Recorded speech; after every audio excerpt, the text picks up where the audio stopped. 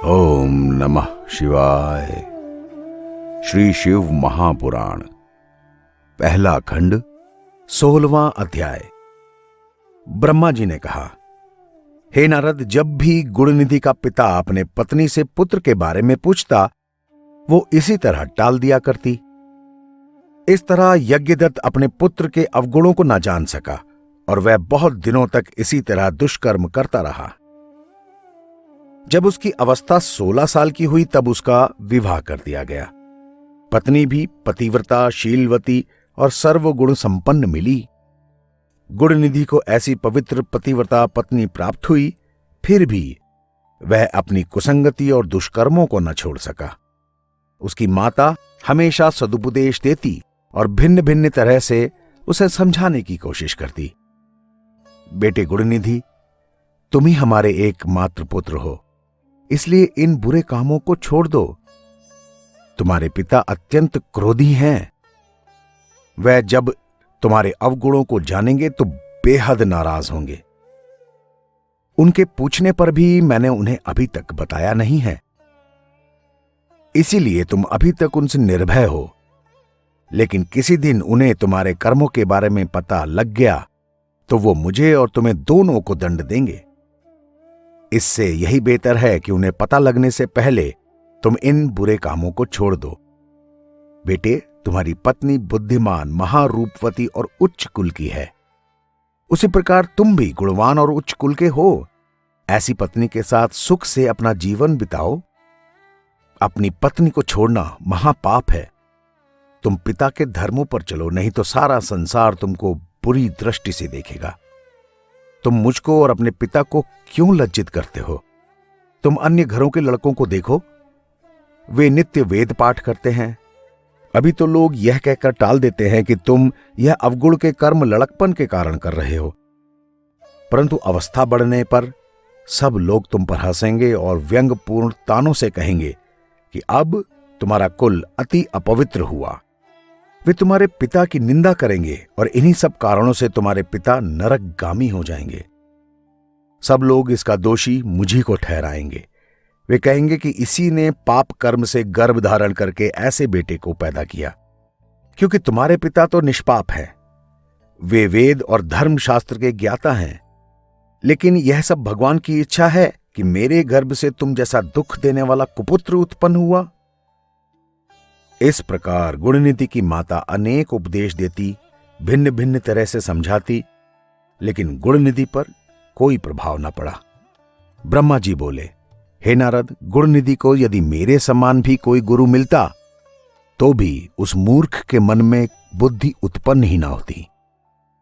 गुणनिधि की माता उपदेश देते देते थक गई, लेकिन गुणनिधि पर कोई प्रभाव न पड़ा। वो हमेशा जुआ खेलता, चोरी करता, मद्यपान करता और इन्हीं सब चीजों में अपना समय गुजार देता। इसी तरह उसने कुछ ही दिनों में पिता का सारा धन चुराकर जुआ, भोग और अय्याशियों में उड़ा दिया। इस तरह वह निर्धन हो गया। उसके पिता ने जितने बहुमूल्य रत्न और उत्तम वस्त्र अपनी विद्या के प्रभाव से राजा के यहां से प्राप्त किए थे, उनमें से कुछ भी न बचा। तब एक दिन गुणनिधि ने अपनी माता के हाथ से एक अंगूठी उतार ली और उसको जुआरियों के साथ दांव पर लगा दिया। जुआरियों ने उस अंगूठी को भी जीत लिया। एक दिन अचानक उसके पिता यज्ञदत्त ने उस अंगूठी को एक जुआरी के पास देख लिया। उन्होंने इस जुआरी को एकांत में ले जाकर पूछा कि तुमने यह अंगूठी कहां से प्राप्त की? तब जुआरी ने उत्तर दिया, यह अंगूठी और इसी तरह की अनेक अंगूठियां मेरे पिता के घर में हैं। ऐसा लगता है पराया धन देखकर तुम ललचा रहे हो। भला तुमने ऐसी चतुराई कहां से सीख ली? तब यज्ञदत्त ने क्रोधित होकर उससे कहा, अब तुम हंसी छोड़कर और छल आदि को त्याग कर इस अंगूठे के बारे में सच सच बताओ कि यह तुमने कहां से प्राप्त की, क्योंकि मैंने इसे राजा से प्राप्त किया है, इसलिए तुम इसे नहीं ले सकते। इस प्रकार जब उन्होंने दृढ़ता से जुआरी से पूछा तो उसने डरते डरते साफ साफ बताया, मैंने कोई चोरी नहीं की है। यही क्या, और भी बहुत सारी चीजें मैंने तुम्हारे लड़के से जुए में जीती हैं।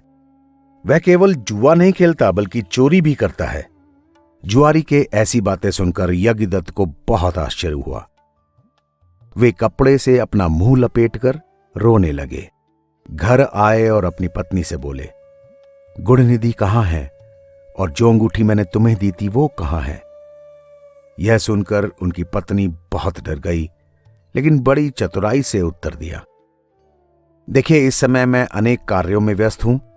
तुम्हारा भी पूजा पाठ का समय है। मुझे तुम्हारे अतिथियों का भोजन भी बनाना है। मैंने अंगूठी को किसी स्थान पर रख दिया है, लेकिन इस वक्त याद नहीं है। जिस समय इन कामों से अवकाश पाऊंगी उस समय तुम्हारी अंगूठी खोज कर दे दूंगी। यज्ञदत्त यह सुनकर बेहद क्रोधित हो गए और बोले, हे कपूत की मां, छल वार्ता में चतुर, मैंने जिस दिन भी तुमसे यह पूछा कि गुणनिधि कहां है, तभी तुमने यह उत्तर दिया कि वह अपने साथियों के साथ पढ़ने गया है। अच्छा, यदि अंगूठी नहीं मिलती तो अन्य वस्तुएं लाकर मुझे दिखा दो। अब तुम पुत्र मोह को त्याग दो, क्योंकि कुपुत्र किसी तरह का सुख नहीं पहुंचाता। अब मेरी इच्छा बिना पुत्र के रहने की है। मुझे ऐसे संतान की कोई आवश्यकता नहीं है। अब तुमको भी यही उचित है कि हाथ में कुश और जल लेकर लड़के के नाम तिलांजलि छोड़ दो। जब तक मैं यह ना कर लूंगा तब तक भोजन नहीं करूंगा। गुणनिधि की माता अपने स्वामी के ऐसे वचन सुनकर उनके चरणों पर गिर पड़ी और माफी मांगने लगी। कुछ देर बाद यज्ञदत्त का क्रोध भी कम हो गया।